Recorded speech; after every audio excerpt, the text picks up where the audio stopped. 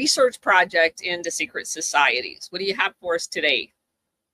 We are doing part 2 of Scroll and Key, Yale's second most renowned secret society. And it's going to get a little more fun this week. Shall we jump in? Notice I'm wearing a sweatshirt. It's getting cold here fast. It's August, and I got a sweatshirt on. Yeah, that's ridiculous. Yeah, I'll survive. All right, let's jump in. I'm going to share my screen because we got a lot to get to today. We left off last week. We talked about how Scroll and Key was founded by a bunch of people who seemed to be very academic minded, and they did not like the way Skull and Bones was selecting their members. Skull and Bones seemed to care a lot more about bloodlines than they did about any academic achievement, although they do have some pretty good scholars coming out of Skull and Bones. I'll give them credit. Scroll and Key initially started out as it seemed to be a pretty pure academic organization. And then it changed, and they built the tomb. And they got the most world-renowned architect in the world who builds all these mansions in Newport, Rhode Island, to build a campus tomb. And they didn't have that much money. So the question, of course, is where did that money come from? And did Scroll and Key change its good ways into something a little more nefarious? And as we go along today, you're going to see that subtle change happening right in front of us. Fair enough? Yes. So with no further ado, those are our founders. There's their 1850s. Not much happens in Scroll and Key in the 1860s. So you got one guy gets a mention in Wikipedia, and he's a congressman that did nothing of note. But then we get to the 1870s, and we get some fun people. Go a little bit bigger there. Okay. This guy by the name of George Bird Grinnell. Now, if parents naming their kids has any kind of prophecy to it, this guy is one of the examples of that. The middle name like Bird. What did he do? Some people may have heard of him. Born in 1849 in Brooklyn, New York. And I'm going to go a little bit quickly on these early guys because the second part of the show is going to be really, I'm going to have some mic drops to finish it off. So I want to get to that pretty quickly. Okay. Grinnell was born in 1849 in Brooklyn, New York. Moves to a place called Audubon Park in Washington Heights. That's developed from the estate of the famous ornithologist John James Audubon, namesake of the Audubon Society. And this guy's middle name is Bird. That's right. A little bit prophetic. Famous book by Audubon was The Birds of America. So Grinnell gets done at Yale and becomes an explorer and a conservationist. Not really a deep state type, huh? Well, from my perspective, the conservationists are the most nefarious with the World Wildlife Foundation and stuff. So I'm kind of jaded. I'll let you unfold the story. No, hold that thought, because that's going to come up again later. And of course, some of these explorers are out there looking for mineral exploitation, etc., but maybe not. Exactly. So in 1870, with a guy he goes out with a Peabody Museum to collect vertebrate fossils in the West for 6 months. And he took part in the, quote, the last great hunt of the Pawnee Indians in 1872. 1874, he's on General Custer's Black Hills expedition, but he did miss the 1876 Little Bighorn disaster. 1875, with a guy by the name of Colonel William Ludlow, he explores the newly established Yellowstone Park. If anybody's familiar with the name Colonel William Ludlow, that was the guy from Legends of the Fall, one of my favorite movies.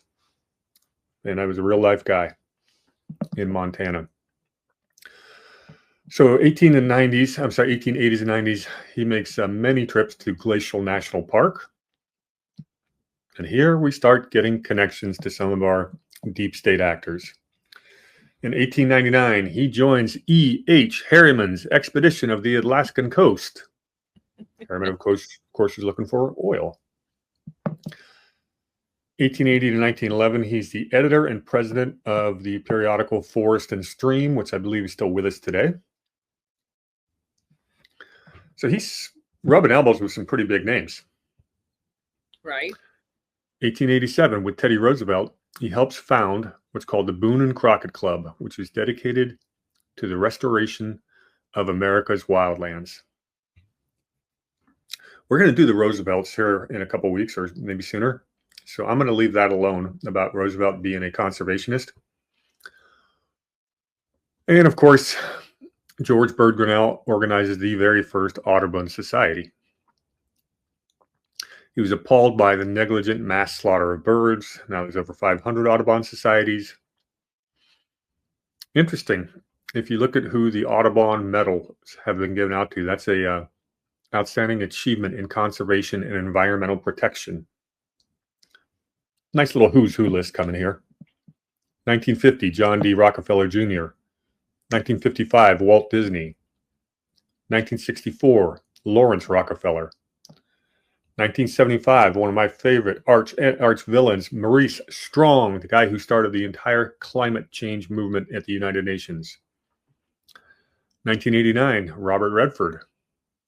1991, Ted Turner. 1992, Skull and Bones alumni John Chafee, who we featured just a few weeks ago. Son's still in Congress. 94 is Jimmy Carter. And 2005, they give the Audubon medal to the entire Rockefeller family. Holy crap. Yeah, you know how I say all this conservation stuff and all this environmental stuff is just an excuse to implement the one world government, and how the Rockefellers are behind all of that? Yes. Yeah. Does that connect a few dots? It does. And it's consistent with my research. Mm-hmm. All roads lead to the Rockefellers. In 1894, National Park Protective Act gave the remaining 200 wild buffalo in Yellowstone protection, and Grinnell's behind this. 1982, the population of buffaloes was dropped down to 23, and Grinnell goes out there and finds additional animals in the world, and now the herd became viable. So, good job. Protected the buffalo. And he would write several books about Plains Indian cultures. So does he still fit our mold of just being a pure academic that may be rubbing elbows in some circles? No. We shall see. Okay. Next guy we're going to get to. Guy with the name of Edward Salisbury Dana. Let's get his whole bio in there. He's class of 1870 as well. Why do we care about him? He's born in 1849, New Haven, Connecticut. His father was a geologist and mineralogist, a guy by the name of James Dwight Dana. And Edward would also become a mineralogist and a physicist. After Yale, he spent 2 years with George J. Brush at the Sheffield Scientific School. Didn't you have something to say about Sheffield last week? Yeah. Uh-huh. That, gosh. Yeah. That, if you guys didn't watch the show last week, go watch the show. Because Sheffield Scientific School, in my opinion, is very nefarious. Did you know Sheffield has its own secret societies? They had, well, it's interesting. They had the Colony Club, which is now called Berzelius. They had what was called the Cloister, which is now called, you've heard of this one, Book and Snake. They had St. Elmo, whose most famous alumni is one Ron DeSantis. Those are secret societies at Sheffield. You want to add anything on Sheffield before I go on? No. Yeah, it's covered last week if you didn't watch the show. Okay. Dana then studies abroad in Heidelberg and Vienna, and he specialized in crystal optics and crystallography, studying the science of crystals, which is interesting. Comes back to Yale for his MA and PhD, becomes a professor of natural philosophy, astronomy, and physics at Yale. He's the editor and director for the American Journal of Sciences for 50 years until 1926. He's at the National Academy of Sciences in 1884. He's a trustee of the Peabody Museum of Yale. He's an elected member of scientific societies around the world and has published several important mineralogy textbooks. And that's all we have on Mr. Dana. If it wasn't for that Sheffield connection and scrolling key, I would think that this guy is just a academic. But obviously, yeah, the connection for me is the mineral part of it, because those are the people that were sent out on scouting expeditions all over the world to find precious minerals. Yeah. Interesting enough, neither of these two gentlemen really come from any famous bloodlines, so I didn't get into who their father or the families and parents were. Nothing too exciting. These are people who came from upper middle class families and were good students. Okay, moving on. Mr. Fred Du Bois. Great mustache there. Du Bois, class of 1872. Why do we care about Fred? Well, he was a two-term U.S. Senator. He was born in 1851 in Palestine, Illinois. He's from French-Canadian descent. His grandfather was a guy by the name of Toussaint Du Bois. I don't know if it's pronounced Dubois or not. Well, his grandfather was an immigrant who fought bravely at the Battle of Tippecanoe. It's a pretty good way to become a citizen. Yeah. His father, James Kilgore Du Bois, I think I'm going to call it, was an official at the U.S. Land Office. U.S. Land Office in Illinois. Think about this, where they're basically pushing people off their lands so they can put in the Transcontinental Railroad, working right next to all the railroad lawyers, who are some of the most corrupt people on the planet. That's what his father is doing. His father is an early supporter of the Republican Party and a very close friend of railroad lawyer Abraham Lincoln. And he becomes an Illinois senator, state senator, and moves the family to Springfield. So Du Bois got a few connections. He does. He goes to Yale, but he's still not what you would call blue blood. Correct. He's blue blood adjacent. Correct. Goes to Yale, 1870 to 72. Gets involved in some small businesses till 75. Then he gets in 1875, he gets appointed to the Board of Railroad and Warehouse Commissioners of Illinois. It's another one of those bottleneck positions, funneling which direction the money is going to go. Remember, at this point in time, Lincoln's won the war. The Republican Party's got their federally funded internal improvements, which basically means the government is giving all kinds of subsidies to people making the steel, people making the railroads, the land. The government's buying land for the railroad. It's the easiest way to become a robber baron is to have the government paying for all of your overhead costs. And you have to have all these bottleneck positions directing the money, because a lot of people have their hand out. Greatest fortunes in human history are made in this time period. So his father dies. He takes off in 1880 and moves to the Idaho Territory with his brother, Dr. Jesse Du Bois Jr. He then becomes a U.S. Marshal for the Idaho Territory, which is probably why he adopted the Wyatt Earp look. He led a... What's that? I said, that's interesting. Yeah.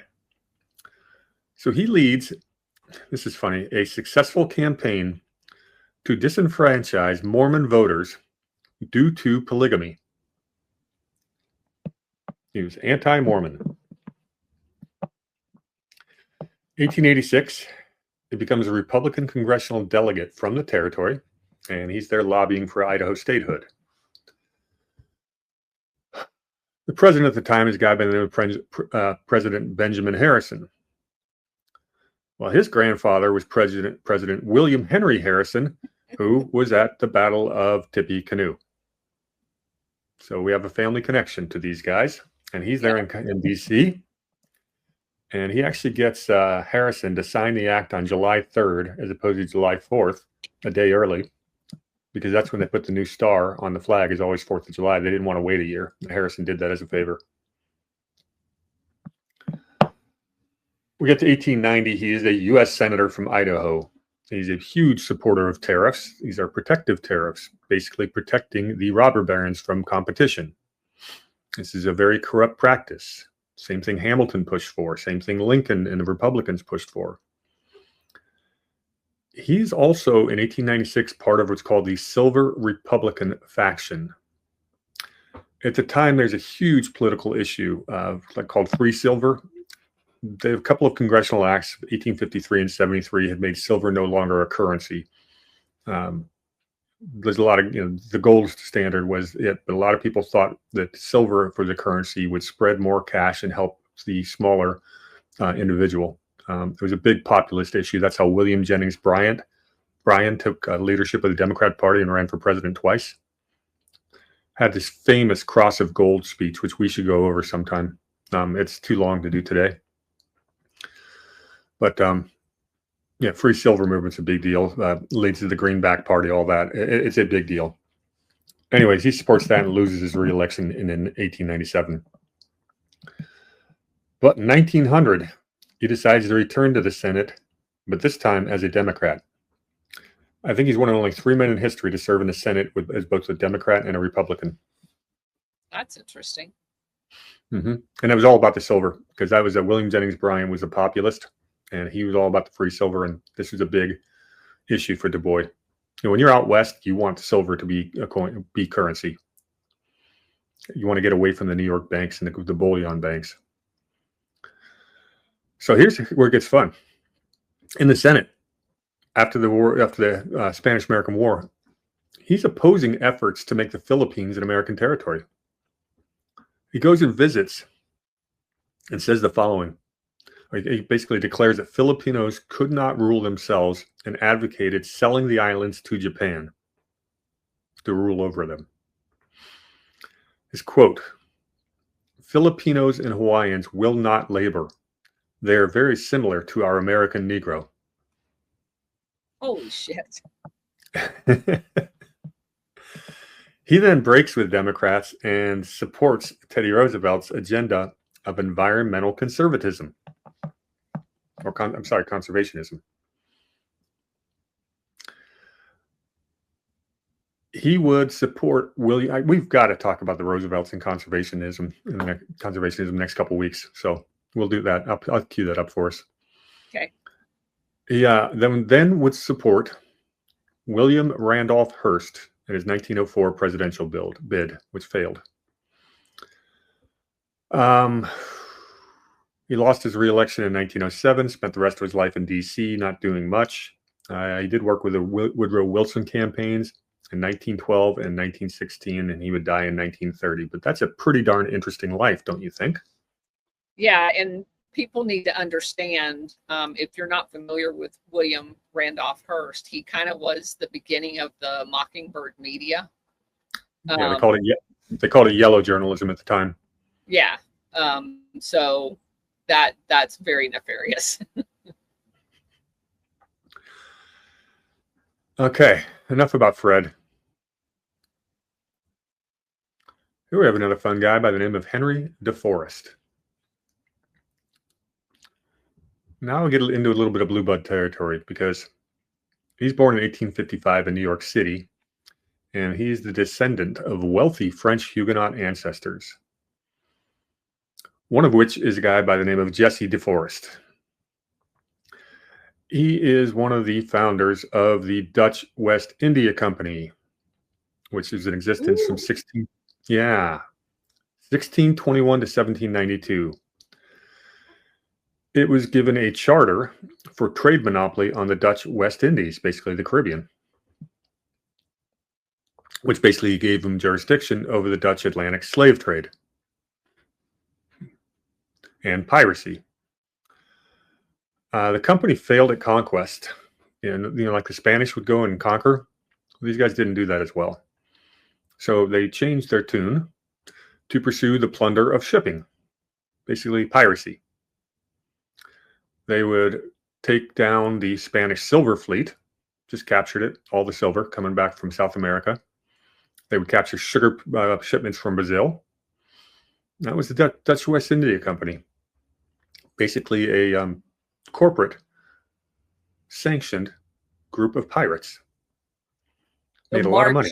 Version of piracy. Yes. Remember we say that we are ruled by pirates?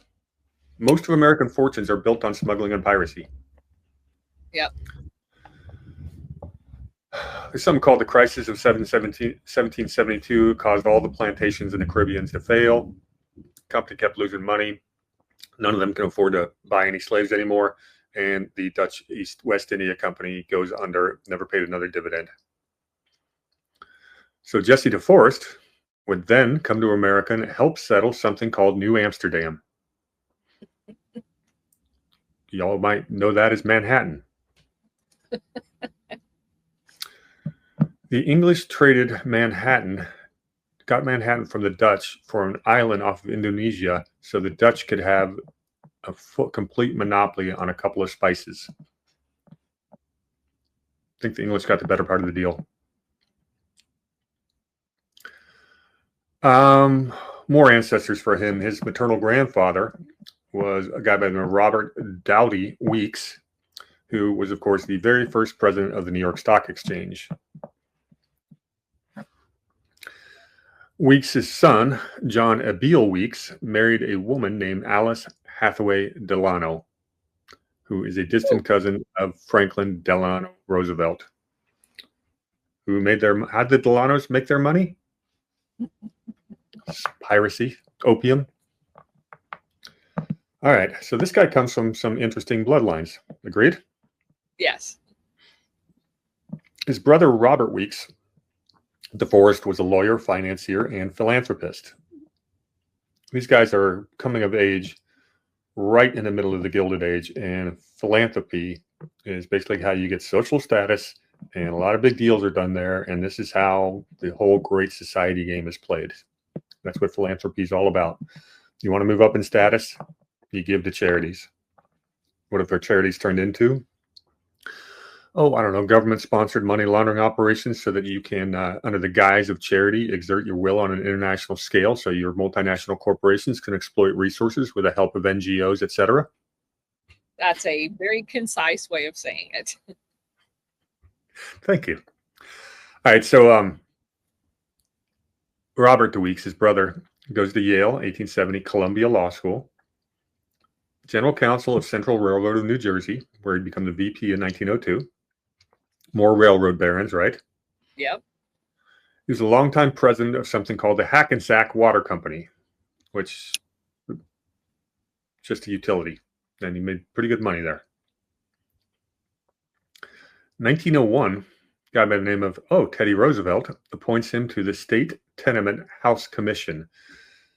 Tenement housing acts, there's been a few of them. This is the Tenement House Act of 1901. This made it so that every single house had to have an outward-facing window. Changed all the construction in New York, and that's how you got all these courtyards in the middle of the buildings. That's what that's all about.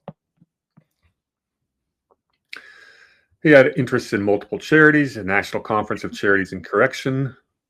He was, of course, a trustee of the Metropolitan Museum, and he was succeeded as he succeeded J.P. Morgan as the president of the Metropolitan Museum. So that's some pretty stuffy company. Yeah.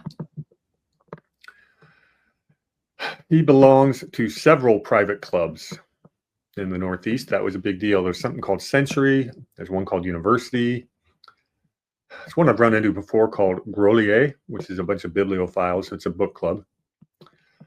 He's a member of New York's Seawaka Yacht Club. And that's would have been the competitor of the Newport Yacht Club.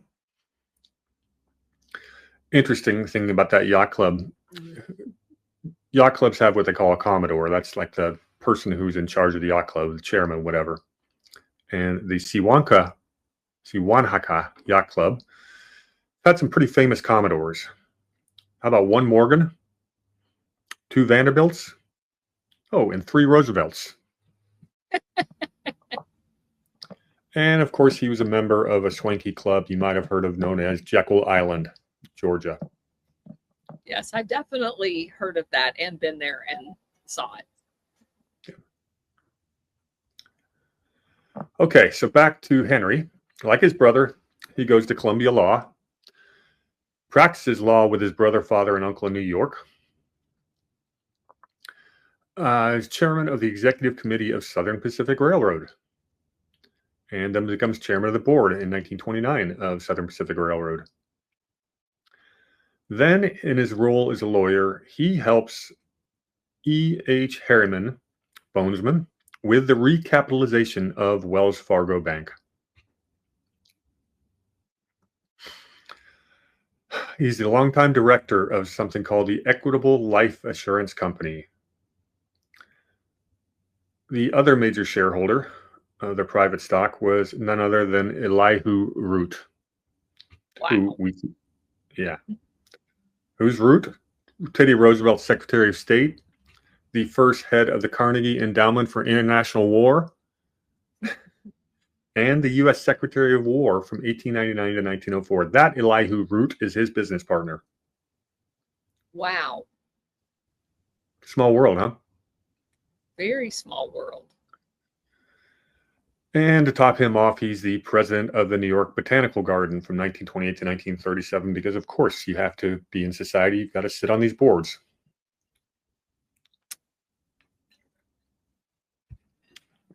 These are the boring parts of today.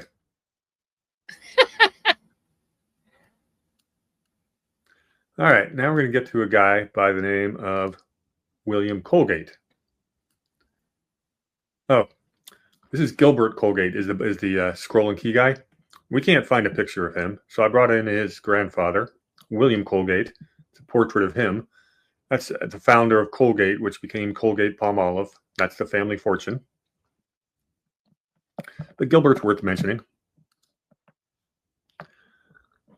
Born in 1899. That can't be right. He's born in New York City, because maybe I got the year wrong. Maybe he died in 1899. Who knows? He's famous for being an Olympic bobsledder who got a bronze medal in I got some of this wrong. We're going to skip over him just because he's a Colgate. It's the only reason I mentioned.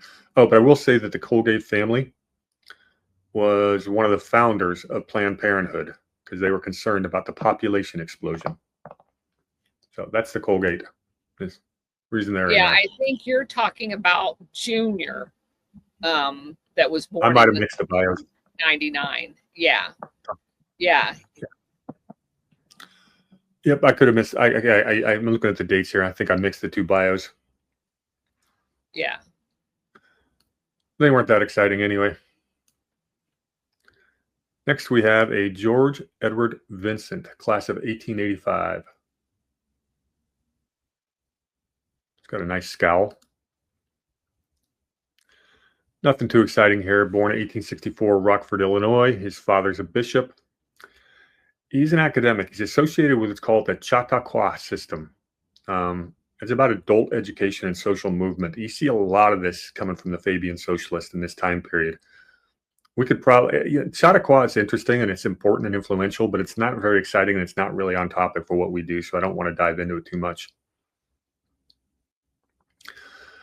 He gets in 1892, gets a fellowship at the University of Chicago, joins the faculty in 1894, and becomes a professor of sociology in 1904. So nothing special about him so far until 1911. He becomes the third president of the University of Minnesota. He is a socialist. And then out of nowhere, 1917, Mr. Vincent becomes the president of the Rockefeller Foundation. Now, where did that come from with that bio? So let me just say this, because this is kind of a common theme in the Fabian Society, which you just mentioned. The sociology is the study of human behavior.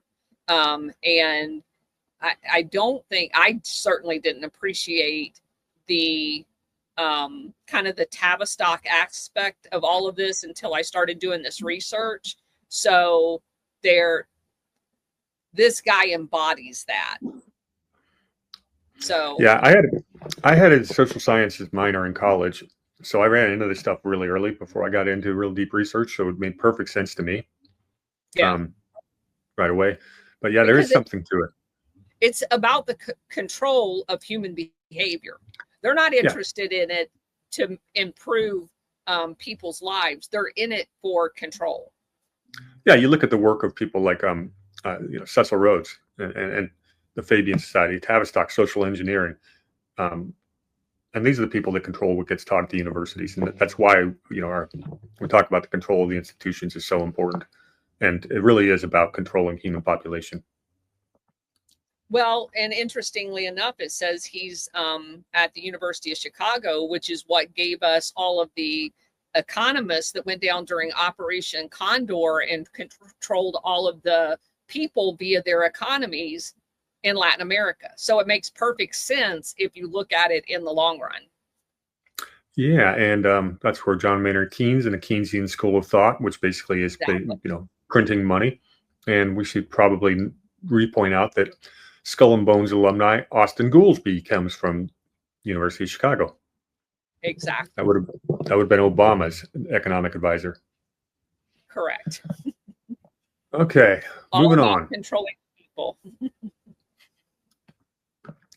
Class of 1889, we got a James Gamble Rogers. I think his middle name is Prophecy.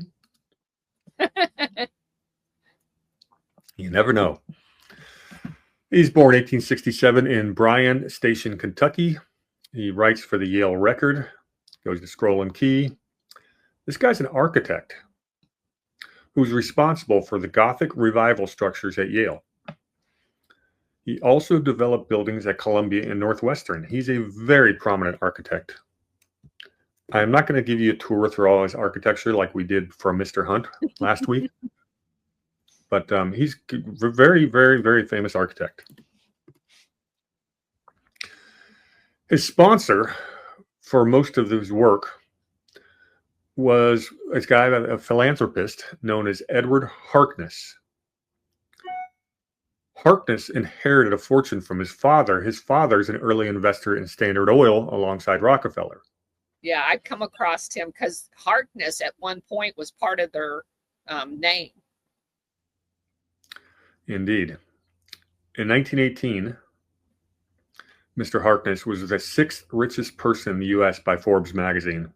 And the list of people ahead of him is interesting because every single one of them, well, I'll just go through the list and you tell me what they have in common.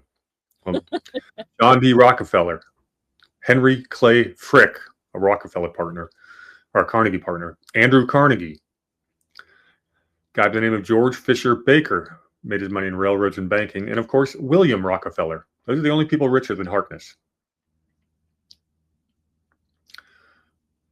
But what's interesting, Harkness was an alumni of Yale's Wolf's Head.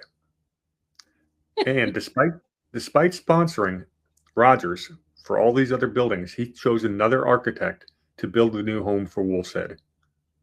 And I think it's because he was in Scroll and Key, and he didn't want him to see the secrets. That's interesting. Yeah. It's funny I can find these tidbits. Yeah.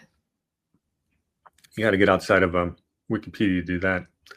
Well, you have but you have to separate them from the quote unquote secrets in order to be able to ensure that you can control what you're producing. Indeed. All right, let's get to the 1890s. That's where the fun stuff starts. So you sort of starting to see the pattern. All these academics they're starting to rub elbows with some of the real powerful people. Yeah. But there's still a really strong academic aspect to Scroll and Key, without a doubt. Their emphasis on who they recruit, they are looking for great students and brilliant minds.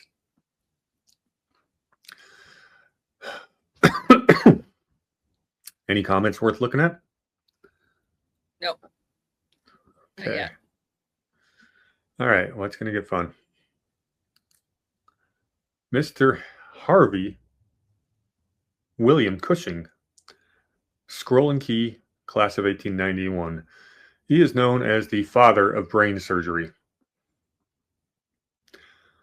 Born in 1869, Cleveland, Ohio. His father was a fourth-generation physician descended from 17th century Puritans.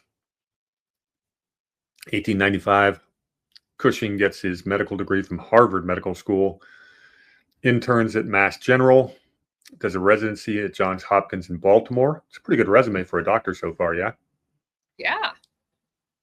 At 32 years old, he becomes the associate professor of surgery at Johns Hopkins. Wow. And then he becomes a professor of surgery at Harvard Medical School.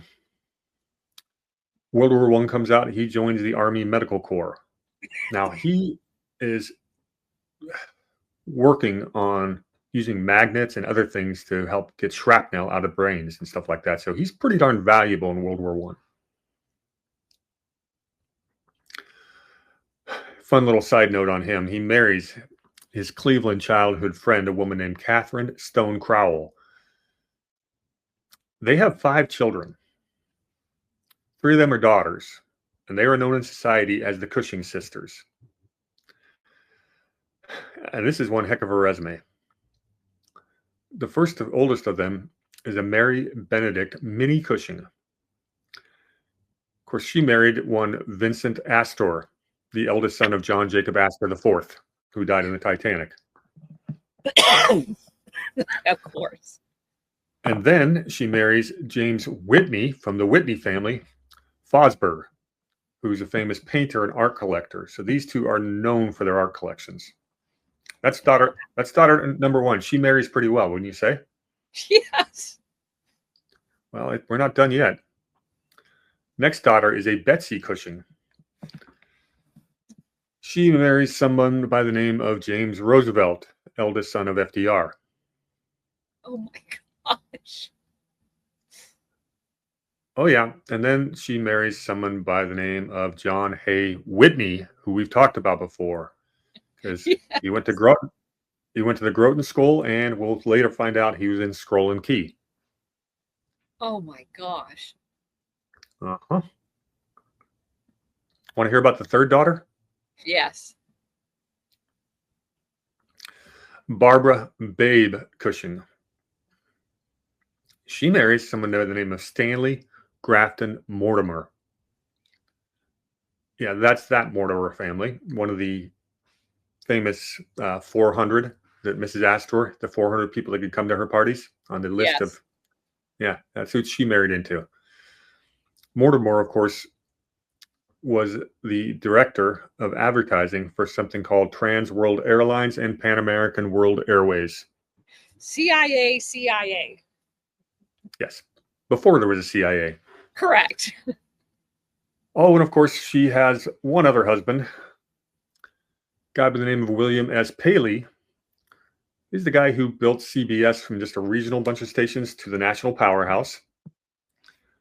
And in World War II, he would go on to become the director of radio operations of Psychological Warfare Branch in the Office of War Information at Allied Force HQ in London. CIA. CBS, one of the people that were identified later on, obviously, in the Mockingbird media, but it had always been part of that. And obviously, it stems from William Paley. His name came up repeatedly. Yeah, so Mr. Cushing, just a great academic, brilliant doctor, father of brain surgery, gets to be part of society, and his daughters take the ball and run with it. And I guess that's how it's done.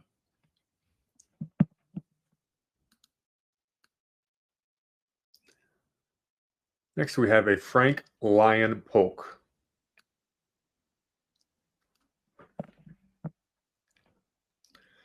Okay. He's born in 1871 in New York City. He's the son of a guy by the name of Mecklenburg Polk, who's the dean of the Cornell Medical School. Well, and just in case you guys aren't putting 2 and 2 together, these medical people are in medicine around the time that Rockefeller basically takes over medicine. So this is a very important theme going on here. Before I jump into Polk's bio, I'm going to do something here real quick. So the next guy we're going to look at is a guy by the name of Alan Wardwell. We've heard Polk and Wardwell before. We talked about Skull and Bones about Davis, Polk, and Wardwell, one of the most famous law firms in American history. And just a few alumni we had with the Skull and Bones that are affiliated with this was a guy by the name of Samuel Howard Gillespie Jr., who was a lawyer for Polk and argued the Erie Railroad versus Tompkins case. We had, who else did we mention here? Oh, yeah. Davis Polk would employ a guy by the name of Charles Spofford, who worked directly for Stephen Schwarzman, founder of Blackstone. We had Charles Melville Spofford again. Anyways, the Skull and Bones is all over Polk, and that's why we talked about it before. So this is the law firm. These are two classmates 1 year apart that founded this, or were two of the three names on there. And we're going to get into that, this law firm. That's how we're going to finish today. But let's talk about Polk's background. Okay. He's the grandson and bishop grandson of a guy who's a bishop and a Confederate general by the name of Leonidas Polk, who happens to be a cousin of U.S. President James Polk. This guy would end up being the grandfather of a financier by the name of Lewis Polk Rutherford. Rutherford married a woman by the name of Janet Jennings Auchincloss. Oh my gosh. Who's the half-sister of Jackie Kennedy Onassis. That's a little bit of blue blood. Yeah, that's a crazy connection. So Frank goes to Columbia Law, serves on numerous New York City commissions. He's a counselor for the United States Department in Washington, D.C., and this is during World War I. Becomes the U.S. Undersecretary of State in 1919. What's going on in 1919 around the world? Treaty of Versailles. Yep. Treaty of Versailles. All these international bankers and lawyers are meeting in Paris to carve up the world for their corporate masters. The Dulles brothers. Indeed. Well, Davis and Polk are there. He becomes the acting Secretary of State in 1920. He actually headed the American Commission to negotiate peace in Paris in 1919. And Robert Lansing, the uncle of the Dulles brothers, was the Secretary of State that he replaced. Yeah.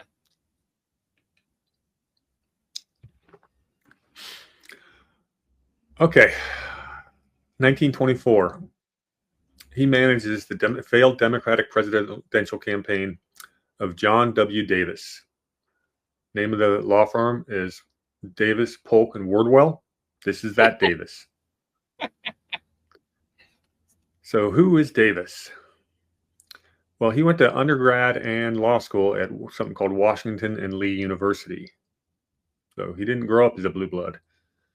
He became a West Virginia congressman from 1911 to 1913 and did a lot of work on the Clayton Antitrust Act of 1914. This is a big deal because it's right after Teddy Roosevelt had busted the trusts, allegedly, air quotes. Yeah. And what's going on here, the Sherman Antitrust Act of 1890 had outlawed cartels. And what that did is it forced all these cartels to merge into these giant corporations. So they were no longer acting as cartels, they were acting as basically monopolies, which the Sherman Antitrust Act didn't address. So what the Clayton Antitrust Act attempted to do was to preempt some uncompetitive practices before they got started, like unilateral price discrimination. And they also gave regulators some supervision over all this M&A activity. So pretty important role to play. And, you know, we know how these corporations, you know, all the multinational corporations they've become, you know, they rule the world. And we know who sits on their boards and owns them. He becomes the U.S. Solicitor General from 1913 to 1918. That's the person who argues in front of the Supreme Court on behalf of the president. Then, Mr. Davis becomes the United States Ambassador to the United Kingdom, 1918 to 1921. Which puts him in play in 1919 with the Treaty of Versailles. And for those of you who don't know this, one of the things that I learned in my research is the person that gets to be the ambassador to the UK is the most important U.S. ambassador anywhere, because they are coordinating all of the goings on collectively, because generally speaking, the U.S. does not do anything, especially at this point, without the UK in collaboration. And all of that is funneled through the ambassador to the UK. That is one of the most pivotal, besides the State Department, the Secretary of State, that is like the number 2 foreign policy person. Yeah, we had a number of ambassadors of the UK that were in the Skull and Bones. Correct. Which tells you who's actually running our foreign policy. But correct. What the Colonel just said is really important. All that whole relationship between the U.S. and the UK really came about during the Gilded Age, when we were sending dollar princesses over to marry into the European families because they couldn't afford to keep up their estates, which is one of the reasons wealth doesn't last very long, many generations, is because you buy up these huge estates and then you got to pay millions of dollars a year just for the upkeep.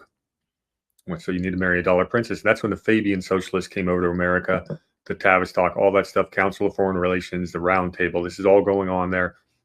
This guy Davis is right in the middle of it. Yep. Okay.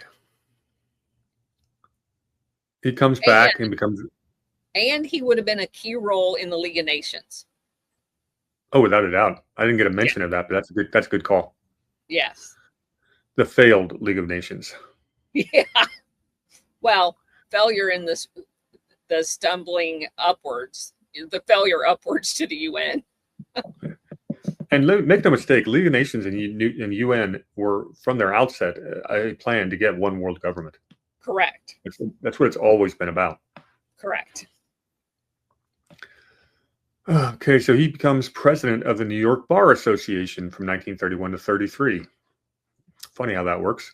The Bar Association is pretty powerful, and this is New York, the most powerful.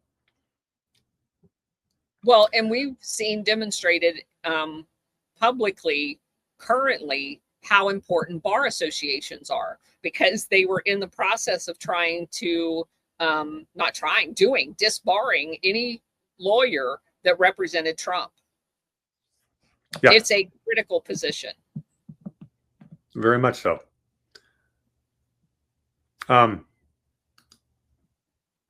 He would represent J.P. Morgan Jr. during the investigations into the causes of the Great Depression. In other words, he was hiding the causes of it. He would challenge a whole bunch of FDR's New Deal legislation. He lost most of them, but won a few. He unsuccessfully defended the separate but equal clause doctrine in Briggs versus Elliott in 1952, which led to the 1954 Brown versus Board of Education decision, which gave us desegregation, I should say. So very prominent lawyer. One last note on him. His cousin was a guy by the name of Cyrus Vance. That would be Carter's Secretary of State. Yeah. Cyrus Vance lost his father at a young age, and he moved in with Davis, and Davis pretty much raised him. That's interesting. Mm-hmm. Anything exciting ever happened to Cyrus Vance was Secretary of State for Carter? Just a few things. Just a few. I did want to mention here that it says that he owned a home on Boca Grande, Florida. For those of you who don't know and are not from Florida, Boca Grande has a really, really interesting history. And just recently it was in the news, but it's kind of like the Jekyll Island of Florida. All of these very, very, very rich people from the Northeast, absentee landlords, bought up property on Boca Grande. And then what they did was they bought local representatives that eliminated all of the public parking because it's a free beach. It's the whole island, you have access to all of the beach because that's the law in Florida. But what they did to get around that so that they didn't have normal people on their beaches in front of their beach homes is that they eliminated all of the public parking in Boca Grande. So you can't actually drive downtown to get access to the beaches, which are just co-located there. And so they work in very nefarious ways to get what they want through the buying up of politicians. It's just a replication of what we see at the national level, but I just wanted to mention that. That's some good color. Thank you. All right, so now we know about Polk and Davis. Before we jump into Mr. Wardwell, I just want to do a rehash. We talked about this when we did Charles Bonesman, Charles Spofford, but let's really highlight how important this law firm is. They were always the chief counsel for J.P. Morgan. They helped restructure the Pennsylvania Railroad. They helped create General Electric. Former President Grover Cleveland was a member of this law firm between his 2 terms of president. Fast forward to more recent, during the financial crisis of 2008 and 9, their clients included the Treasury Department, the Federal Bank of New York, AIG, Freddie Mac, Lehman Brothers, and my old employer, Citigroup. Holy crap. Davis Polk would help draft the Dodd-Frank Act. They also one of the lead law firms telling law school deans that targeting Jewish students would have hiring consequences. That's just happened. And they've got some pretty interesting alumni of this law firm. Mueller Special Counsel team got the name of Yuzo Asanye. Federal Trade Commissioner John Leibowitz. They've had 3 chairmen of the SEC. So your law firm is representing some of the biggest publicly traded companies in the world, and a lot of your alumni are chairmen of the SEC. That's significant. Yeah. How about Kirsten Gillibrand worked for this law firm?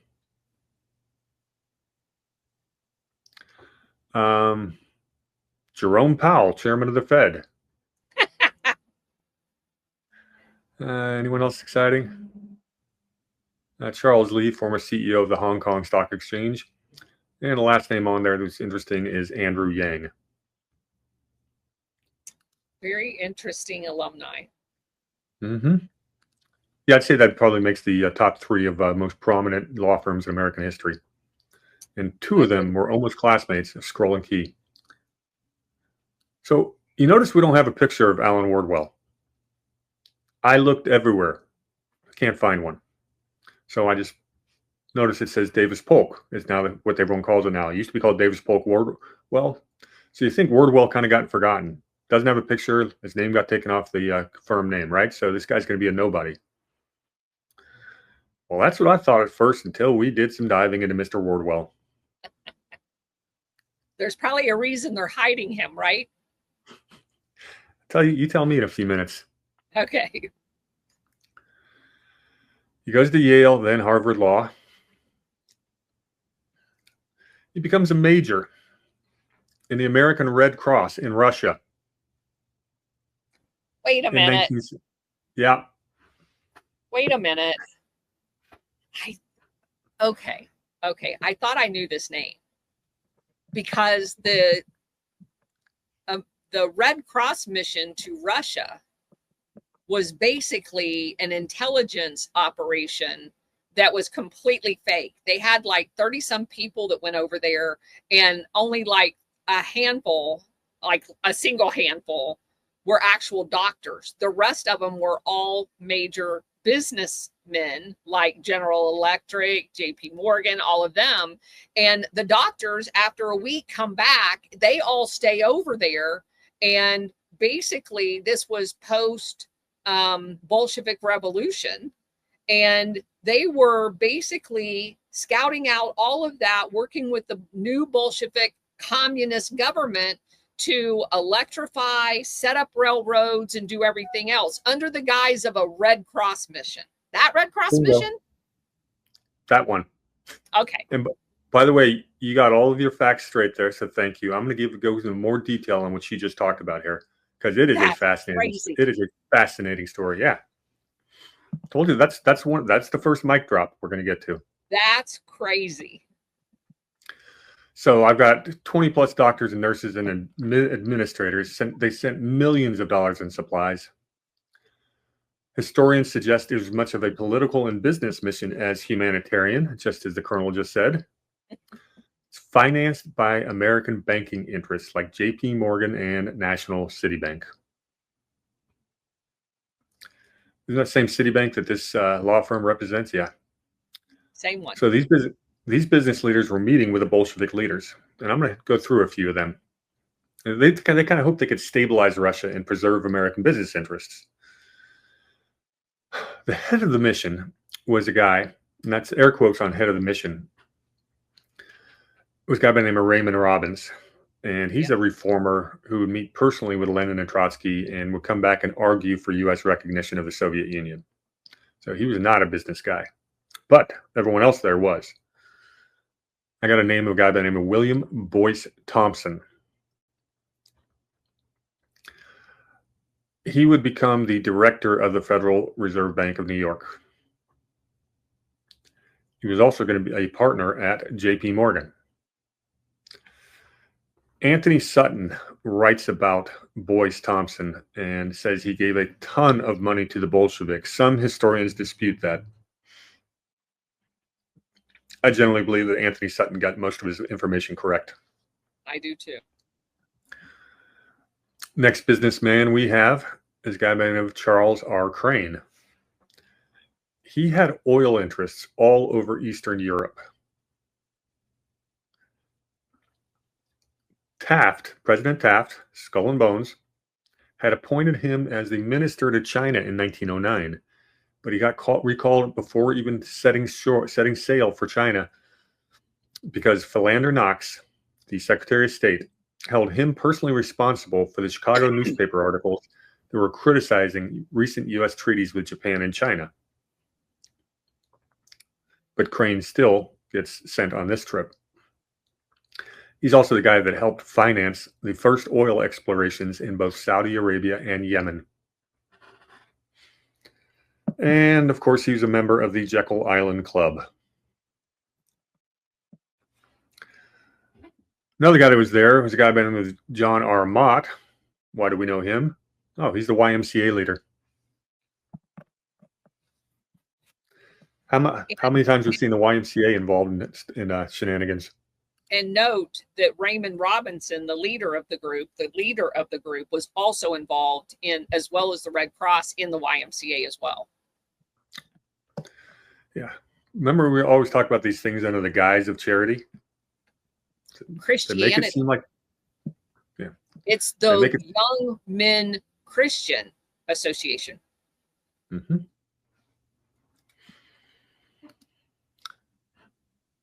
Okay. In the middle of 2018, the Red Cross mission collapses. As the colonel said, these guys stay behind, and the U.S. government support shifted towards supporting the White Russians fighting the Bolsheviks, at least for a while. Yeah, I'm not sure. Based on my research, I'm not even sure that was true. There seems to be a school of thought that our engagement with the White Russians was basically to undermine their movement, to ensure the Bolsheviks end up winning. Yeah, I don't know if history's given us some very accurate portrayals of that period of time. Yes. It's just the two different versions are they contrast so much. It's hard to know what's real on that one. Yes. So back to Wardwell. His specialty in law was, of course, banking and international finance law. Surprise! just like the Dulles brothers, who he was hanging out with in Paris.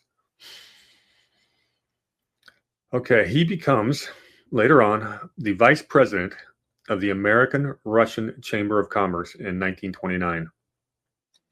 Okay, and so let me just say this. In my research, these Chamber of Commerce, there's a reason why under the National Endowment for Democracy, there was a slush fund set up for Chamber of Commerce. The Chamber of Commerce, and also, by the way, just so that you guys know, James Jesus Angleton's dad in Italy during World War II was the U.S. Italian Chamber of Commerce guy. These are critical roles in manipulating the economies of these countries and the integration of American concessions into these countries. This is a huge role that most people don't even understand. Yeah, that's how we carve out these trade deals, which basically we then use to put pressure on foreign governments. Yes. And if they don't do what we say, you know, we take them to international courts. When I start talking about the ISDS settlements, and when that doesn't work, well, then the NGOs get there and we've got our regime change. Correct. All righty. More about Wardwell, the guy who doesn't even deserve a picture. He's an active member of the Society for Control of Cancer, which he got started because he procured a $100,000 gift from none other than John D. Rockefeller. Wait a minute. So the guy that's going to control medicine is funding cancer? Okay, all right. I'm sure that's nothing. Do I have to do one of my FDA rants, or can I save that for another time? No, you can save that. I just did that one on Sunday night. It was a pretty good rant, too. His next little item. He accompanies someone by the name of W. Averill Harriman in his mission to Moscow in 1941. Yes. Harriman, of course. What's going on in 41? I believe World War II. Okay. Yeah. He then heads something called the Russian War Relief Incorporated, RWR. He goes there in 1942 during the war. RWR is a Soviet front with ties to Soviet intelligence. Before I tell this last part, when he gets back from the war, he becomes president of the New York City Bar Association. But I want to leave this. I want to end this with this part about the RWR. Okay. This is Wardwell leading this. So one of the people who was a part of this Russian War Relief is a guy by the name of Savile Sachs. Savile Sachs gets introduced to Soviet agents by his mother, Bluma, who worked for the RWR. Sachs has a roommate by the name of Theodore Hall. Theodore Hall worked on the Manhattan Project. Sachs recruits Hall for the Soviets, and Hall's the one who gives the Soviets detailed description of the Fat Man plutonium bond and told them several processes for purifying plutonium. Yep. That's how the Soviets got their kickstart in the nuclear arms race, was thanks to Mr. Wardwell and his friends. So, to carry this forward, he is the guy that goes over and without the financial propping up of, and Warburg was part of that as well, because he went over and ended up as part of the banking in the newly created Soviet Union. He did their international part. So you have the guy that leads the mission over to prop up financially, economically, and build out the new Soviet Union, who, after the Bolshevik Revolution, you have him then tied into World War I. You have him tied into World War II. And you almost get the impression, as Anthony Sutton said, that Wall Street and the City of London gave us the left version of the boogeyman of the Soviet Union. Wasn't it Warburg also? Yeah, wasn't it Warburg also who financed Trotsky's trip back to the Soviet Union or to Russia from New York? So there were several funders. Roosevelt or Rockefeller was involved in that as well. But yes, it was the New York City. They put him up in a very expensive apartment with a refrigerator, a driver, and air conditioning, which no one had at the time. He had no income. He was writing some few articles, no income commiserate with his living standards. They put him on a ship to Canada where they tried to hold him, but he finally gets out of there and he makes the trip over where the City of London was holding Lenin, and they were housing him like Trotsky, and they go in at the end and set up the Soviet Union. So and they arrived the same week as the Red Cross. Yes. And wasn't it Woodrow Wilson who intervened with the Canadians to get Trotsky released? Yes, it was. And so you see building, which now you know why there's no picture of him. This guy was critical on the unseen hand orchestrating what is going to be used for the next 50-some, 60-some years as the big evil boogeyman, to manipulate the strategy of tension around the world to be able to, for these same people, the Rockefellers, the Carnegies, to exploit the entire world.